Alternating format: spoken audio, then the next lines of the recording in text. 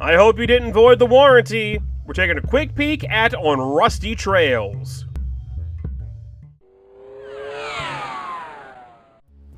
On Rusty Trails is an action platform game by developer Black Pants Studios. It's been a while since I've seen these guys around, as they've been spending a good amount of time in the mobile marketplace. Back in 2012, Black Pants released a 3D adventure game called Tiny and Big and Grandpa's Leftovers. It was an entertaining puzzle platformer where players carved up the world around them in search of their brother and a stolen pair of magical underpants. Tiny and Big was a bit on the short side and ended on a cliffhanger. It's a bit sad that Black Pants hasn't continued the storyline for it yet, but I'm just glad to see that they've returned to making some non-mobile games. Well, technically they did do another PC game with Love, Hate, and the other ones in 2014, but that game seems to have been designed around mobile devices since it was also released on iTunes. Regardless, Black Pants has released another PC game with On Rusty Trails.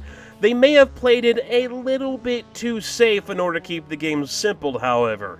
On Rusty Trails follows the story of Elvis, a little robot guy. Elvis finds himself in a bit of a pickle when a meteorite crashes into his house. Luckily, he has a warranty, and it's up to you to get him to wherever it is he needs to go to get a new house. This has got to be one of, if not the only game I've played where the plot revolves around real estate and the game isn't a city builder. Being a red triangle robot thing, Elvis has some special abilities at his disposal. Well, only one ability really. Elvis is somewhat magnetically connected to red metallic platforms and can easily traverse any side of them. Gravity still takes effect, however, so just because Elvis is standing upside down doesn't mean that he'll fall back up to the platform after jumping. He'll most likely just fall to his death. Elvis also finds himself in a bit of a bind, as two factions that live in his city are at each other's throats and on the brink of war. On Rusty Trails never tells you anything specifically about either of the two sides, be it the red triangle robots or the blue monster things. Instead, the game relies on some environmental storytelling with characters in both the foreground and background interacting with each other, and how those characters interact with you. Each faction generally doesn't like the other one, and they'll let you know what they think about you when you get close enough. On Rusty Trails also enforces the separation of these two factions with its mechanics. Remember how I said earlier that Elvis can walk around on all of the sides of red metallic platforms? Well, that's only one of the kinds of platforms that are in this game. Red platforms are owned by the red faction, with equal and opposite blue platforms that are owned by the blue faction. Red platforms let the red faction use them, but blue platforms will sink into the background if Elvis gets near them, unless he's able to trick them. There are 7 chapters or sectors in On Rusty Trails. Each one has its own theme and introduces new hazards or mechanics to constantly increase the difficulty. Around Sector 2, you find some kind of suit that lets you disguise as the blue monster guys, and finally letting Elvis use blue platforms. But there's a catch.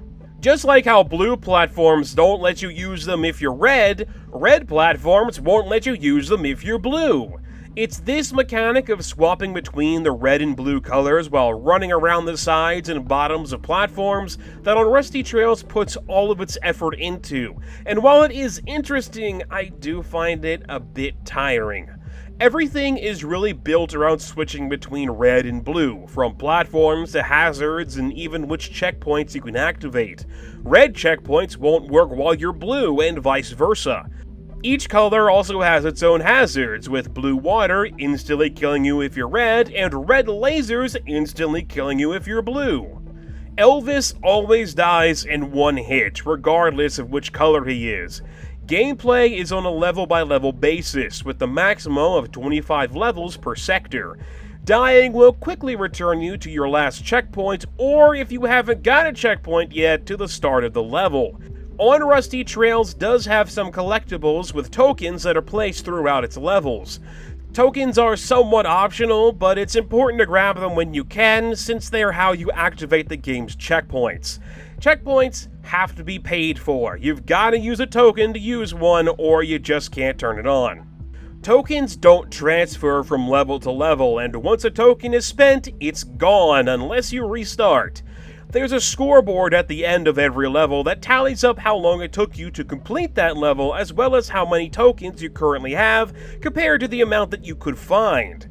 The big problem is spending a token on a checkpoint removes it from the scoreboard, meaning that the only way to collect them all is to beat a level in one life, and hopefully not activate any of the checkpoints.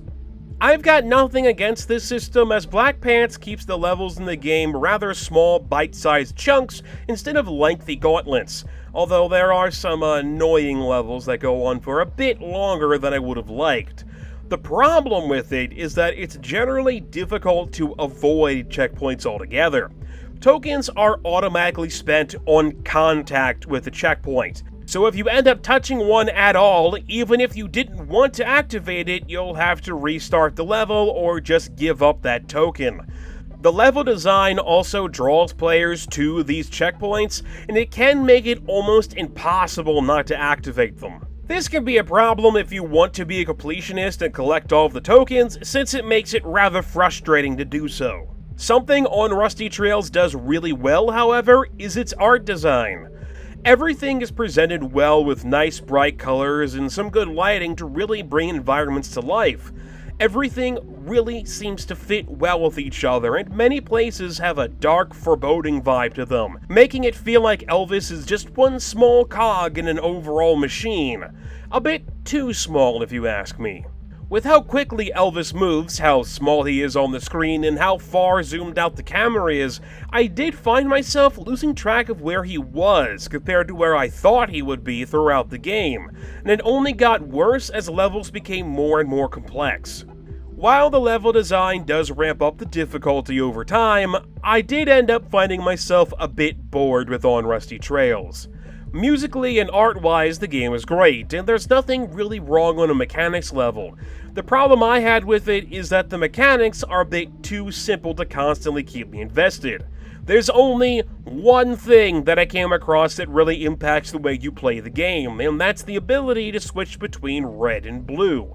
This mechanic is introduced early on, and I never came across any other characters to switch to throughout what I played of the game. I say throughout what I played of the game as I didn't end up finishing it.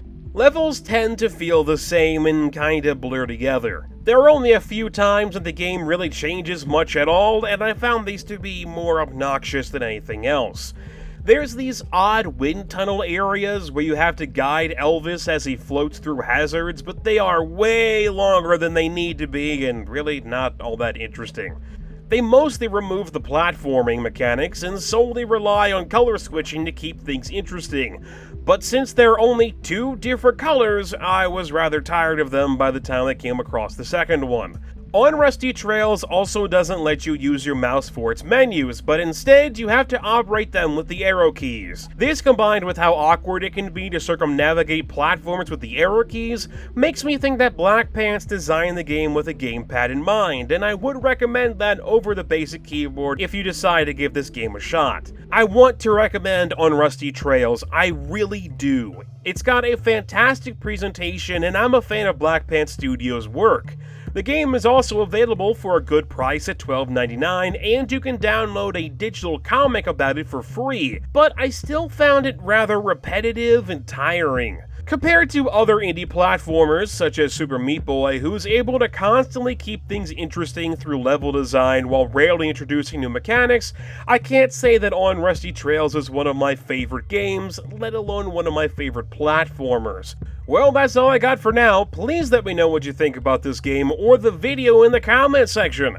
I'm MegapieMan, and I'll talk to you guys later.